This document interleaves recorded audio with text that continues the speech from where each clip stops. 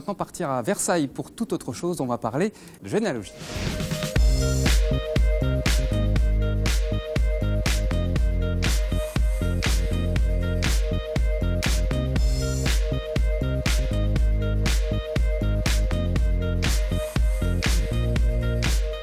On est ici aux archives communales de Versailles où sont stockés plus de 300 ans d'histoire. La mémoire de la ville est précieusement conservée ici depuis 1790. Bonjour Violaine Levavasseur. Bonjour. Vous êtes la directrice des archives communales et vous nous avez sorti un document exceptionnel. Tout à fait. Je vous ai sorti le registre des sépultures qui contient notamment l'acte de décès de Louis XIV. Alors si on essaye de le déchiffrer un peu, ici c'est le premier jour.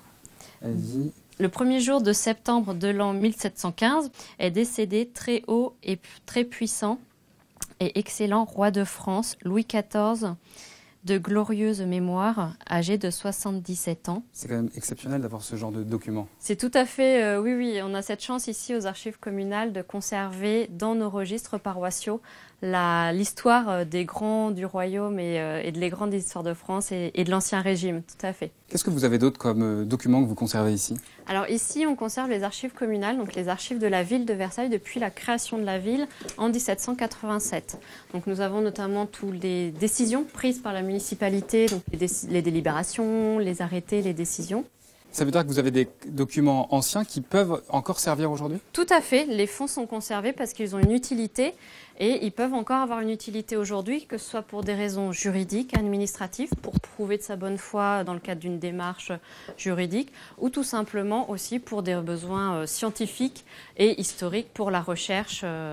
Alors, on a vu tout à l'heure l'acte de décès de Louis XIV. Il y a un autre document exceptionnel que vous nous avez sorti, c'est l'acte de mariage de Louis XVI et Marie-Antoinette. Exactement. On a aussi dans nos fonds donc l'acte de mariage qui a été célébré dans la chapelle royale en 1770 de Louis XVI et de Marie-Antoinette, avec notamment la signature avec la petite tache effectuée par Marie-Antoinette qui, probablement très émue, a un petit raté dans sa signature et on voit l'écriture un petit peu tremblante de la jeune princesse. Un document exceptionnel. Merci beaucoup. La généalogie, vous l'avez compris, c'est une passion pour près de 4 millions de Français. Trouver ses racines et ses ancêtres n'a jamais été aussi facile aujourd'hui grâce à Internet. Encore faut-il savoir où chercher et surtout avoir le temps. Chercher, fouiner, vérifier, revérifier. Le généalogiste amateur ou professionnel a tous les traits d'un enquêteur pour faire sa généalogie. Et vous allez le voir, certaines découvertes peuvent être très émouvantes. Enquête signée Geneviève Faure avec Nedim Lonkarevitch.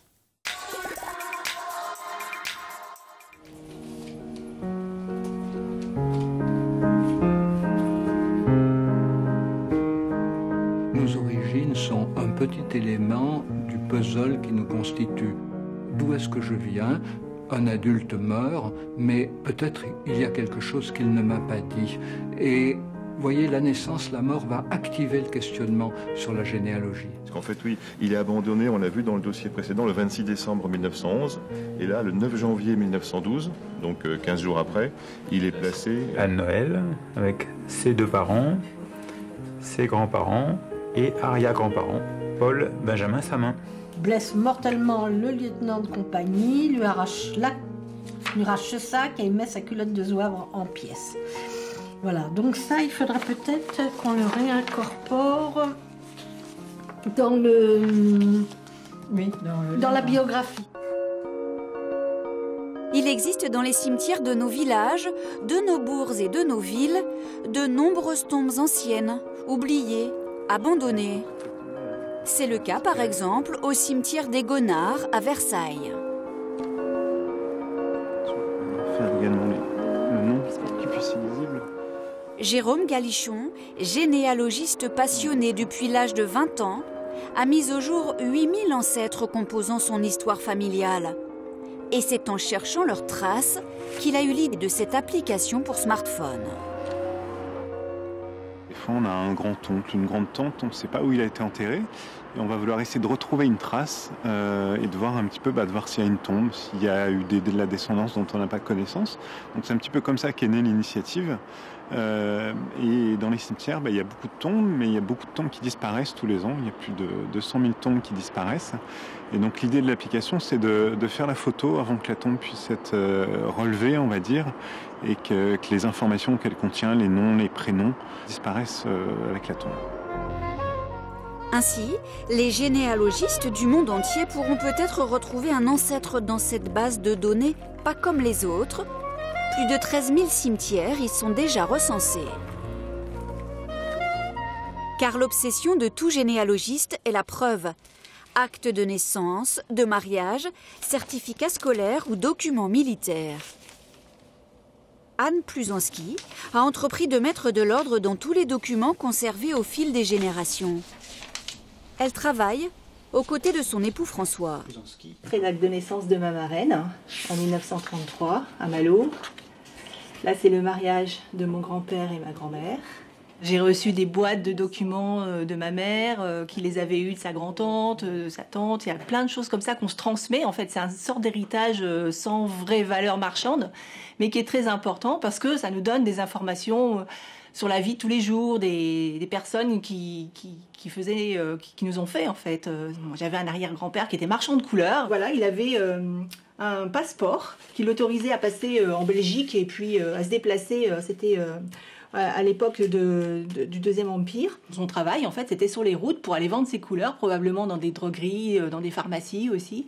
Il avait un diplôme de médecine. Tout à l'heure, j'ai retrouvé son diplôme de médecine. Donc Paul Samin est né en 1875, le 8 juin. Et une fois les documents recensés et dépouillés, ils vont enrichir l'arbre généalogique de la famille. Benjamin. C'est lui qui est né le 8 juin 1875. Au début des années 90, François Le Rebourg animait avec ses parents un atelier informatique. Pour répondre aux demandes d'un jeune homme voulant faire des recherches sur sa famille, il conçoit un logiciel de généalogie alors qu'il a 15 ans à peine. 30 ans plus tard, l'association s'est transformée en une PME de 15 salariés, installée ici à Osny dans le Val d'Oise. Et le logiciel est l'un des plus utilisés en France. Je suis donc ici sur la fiche de Paul-Henri Samin. J'ai sa date de naissance, en 1906, à Douai. Et donc, je vais demander depuis le logiciel à accéder aux archives départementales sur Internet. Et donc, j'ai ici sur mon écran mis la fenêtre que Généatique a ouverte du site départemental. Et donc, je peux maintenant directement sur mon écran être connecté aux archives en ligne et gratuitement accéder à ces archives. Et donc là, je vais pouvoir tourner les pages de mon registre, déchiffrer mon document et retranscrire intégralement les données documents directement dans les cases de mon arbre généalogique. La famille Le Rebourg a bien sûr réalisé son propre arbre généalogique de 3,20 m de long. Ici, on a un ancêtre né en 1719, donc qui est effectivement début du 18e, 1732, 1748. Et donc ici, on a limité en fait l'ampleur de l'arbre généalogique, mais on en connaît encore au-dessus. Et pour pas que ça fasse un trop grand document, on s'est limité ici à 1, 2, 3, 4, 5, 6, 7, 8, 9 générations. Aujourd'hui, de très nombreuses recherches peuvent s'effectuer en ligne, mais il est utile parfois de se déplacer. Stéphane Barou est à la recherche de l'histoire de son grand-père décédé il y a quelques années et qui avait été abandonné par ses parents. Avec l'aide d'un professionnel de la généalogie, il va découvrir ici aux Archives de Paris le dossier de son grand-père. Je viens pour la consultation du dossier d'enfant assisté. Donc, c'est pas tout le carton. Non. Donc je vais regarder à l'intérieur du dossier, voir s'il y a des pièces qui sont communicables ou pas. Et je vous en fais prendre connaissance. Merci. Pupille du département de la Seine. Il a été abandonné quand il avait 3 ans et 4 mois. Mère disparue depuis 2 ans. Le père naturel qui avait l'enfant avec lui, se trouvant sans travail depuis 1 mois, ne peut plus donner le nécessaire à son fils. Et ce qu'il ne savait pas, c'est qu'il demande que l'enfant soit placé jusqu'à ce que sa situation se soit améliorée, mais le placement a été définitif. Ce qui est important pour moi, c'est comment on peut abandonner un enfant. Sachant que ce que me racontait mon père, c'est qu'il savait que ce monsieur Dufray, c'était préparateur en pharmacie. Donc on pouvait penser, moi je pouvais penser qu'il avait une situation plutôt stable, ou voilà, peut-être il était fils de pharmacien, ou bon, voilà, et se dire pourquoi il a abandonné ces enfants-là. Bon. Et c'est pas ce qu'on découvre finalement, c'est-à-dire que on tombe plutôt sur éventuellement quelqu'un qui a été généreux, qui a reconnu 2 enfants, alors que vraisemblablement il n'est pas le père d'Émile, il n'est pas le père de mon grand-père, mais c'est pas un salaud en tous les cas. Lettres, relevés de dépenses ou de scolarité, des documents de plus d'1 siècle conservés soigneusement dans le dossier de l'assistance, très émouvant pour Stéphane. 18 mai 1912. Il va bien. Va bien. Peu travailleur en classe. Oui. Ça change mon histoire aussi, les questions d'abandon. C'est les questions de savoir où on vient et de connaître les raisons qui ont fait que la personne n'a pas été présente. Et ça reconstruit aussi les bases familiales.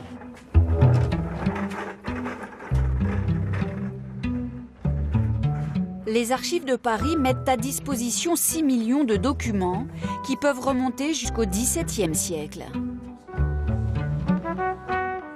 Les révolutionnaires de 1789 avaient épargné les archives qui se trouvaient dans les paroisses, mais durant la Commune, l'hôtel de ville de Paris et le palais de justice avaient été incendiés et les registres d'état civil entièrement détruits. Aujourd'hui, on estime à 5 millions de Français les amateurs de généalogie, patients enquêteurs de leur propre histoire. Les traces des individus dans les archives, elles sont évidemment liées à leur vie et aux événements qu'ils ont vécus, mais on ne peut pas dire qu'il y ait des personnes qui soient des fantômes. Il y en a qui sont moins présents dans les archives, mais ils sont tous présents d'une manière ou d'une autre. Par exemple, des ancêtres paysans, agriculteurs, on est tous majoritairement composés de familles qui viennent de la terre.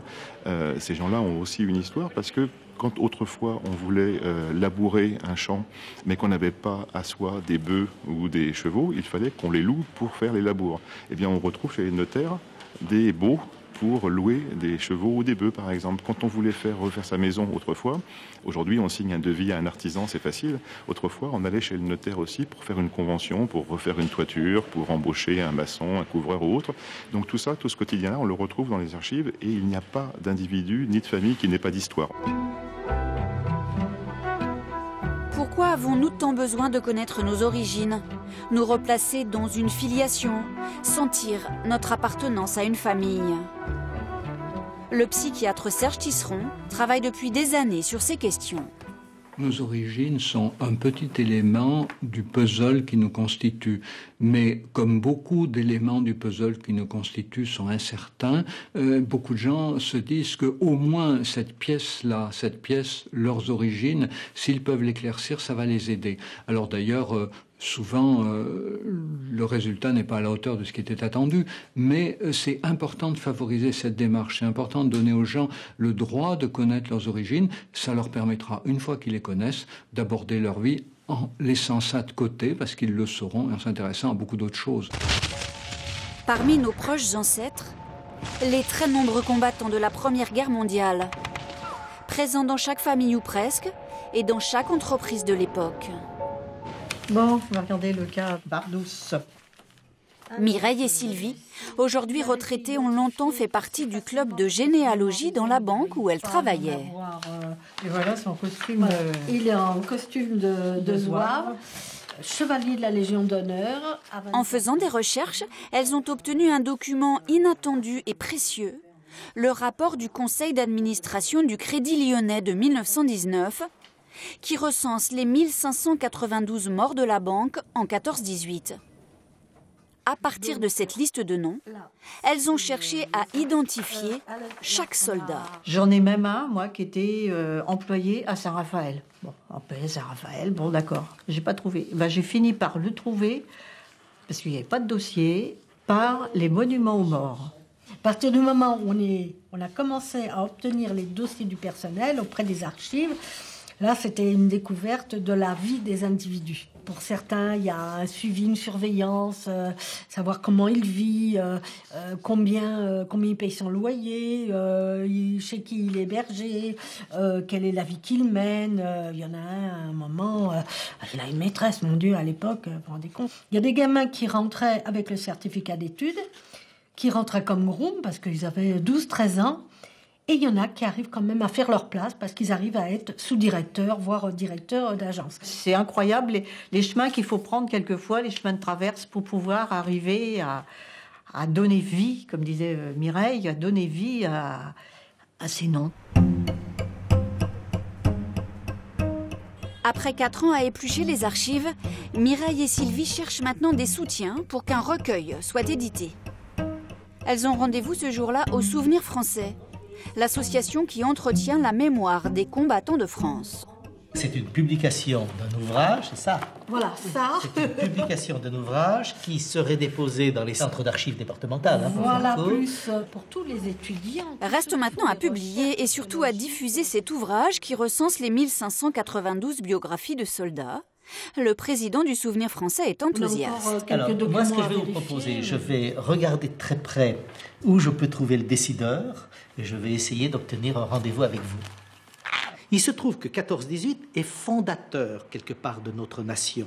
14-18, 1 400 000 morts. C'est un truc dingue, c'est un truc inimaginable. 1 400 000 morts. Ce qui veut dire qu'aujourd'hui, la quasi-totalité des Français, y compris de nombreux immigrés, dont le grand-père était tirailleur sénégalais ou l'arrière-grand-père était tirailleur algérien, ne l'oublions jamais. Donc, une partie essentielle de la société française est capable de s'enraciner dans 14-18. Et c'est cela qui est intéressant dans ce travail.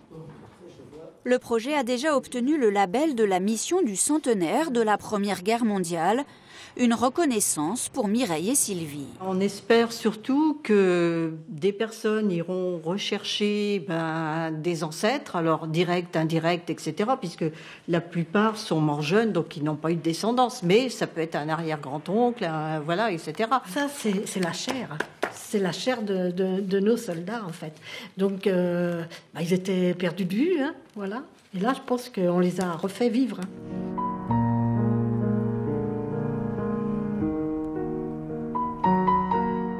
Bien plus qu'une collection d'ancêtres, la généalogie est aussi un réservoir immense d'histoires de vie. Un travail de mémoire sur lequel pourront se pencher les générations futures. Savoir d'où l'on vient pour savoir où l'on va. Retour aux archives communales de la ville de Versailles en compagnie de Jérôme Malage. Bonjour. Bonjour. Vous êtes généalogiste professionnel. C'est bien ça. Il y a une trentaine d'années, on disait que la généalogie c'était réservé uniquement aux seniors. Est-ce que le profil type d'un généalogiste a changé aujourd'hui? Ah oui, radicalement. Aujourd'hui, un public bien plus large que celui dit senior s'intéresse à la généalogie. Grâce à Internet, notamment? En partie, certainement, oui. Internet a joué un rôle fondamental dans l'élargissement de ce public, tout simplement parce que l'information est à portée de clic, on peut consulter des archives depuis son ordinateur, chez soi, et évidemment, le phénomène a été amplifié par Internet. Qu'est-ce que vous, en tant que généalogiste professionnel, vous pouvez apporter de plus par rapport à moi qui vais faire ma généalogie, par exemple? Peut-être une plus grande habitude des archives, peut-être une meilleure connaissance des fonds, et peut-être que j'irai plus vite dans les recherches, en ciblant les bonnes sources. Mais il est bien évident que tout le monde peut commencer sa généalogie dans l'état civil, dans les registres paroissiaux. Il faut bien sûr un peu de méthode, un peu de logique, et puis on y arrive. Au-delà de retrouver uniquement le nom de ses ancêtres et leur profession, ce qu'on cherche aussi à faire, c'est de retracer l'histoire familiale. C'est flagrant, c'est vraiment une tendance d'aujourd'hui. On ne se limite plus à valider des filiations, à remonter des généalogies, à accumuler le plus grand nombre d'ancêtres. Aujourd'hui, ce qui intéresse le public, c'est de reconstituer l'histoire familiale, de retrouver des éléments de patrimoine, une histoire professionnelle, de combler les vides entre une date de naissance, une date de mariage et une date de décès. Voilà le propos de la généalogie d'aujourd'hui. Pourquoi ça marche autant, la généalogie, aujourd'hui, dans ces temps difficiles? Il y a un besoin de savoir d'où l'on vient? Alors, faut-il faire un lien entre justement la conjoncture et le fait que la généalogie a le vent en poupe? On le constate, c'est un fait. On pourrait peut-être émettre l'hypothèse qu'il y a une recherche d'identité, une recherche de racines, dans un monde éclaté, dans des familles dispersées.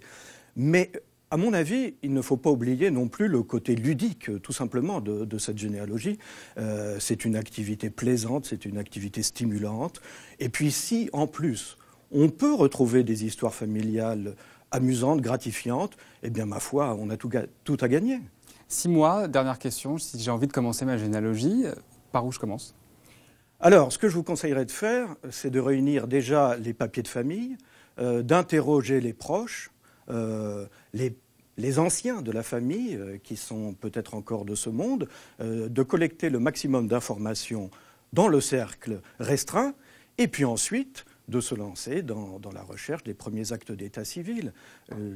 À partir d'un décès qui est connu, il est très simple d'obtenir l'acte de naissance, les dates et lieux de naissance, et à partir de là, c'est un enchaînement d'acte en acte, on remonte le fil et on construit la charpente de cette généalogie. Merci beaucoup Jérôme Malache pour votre éclairage.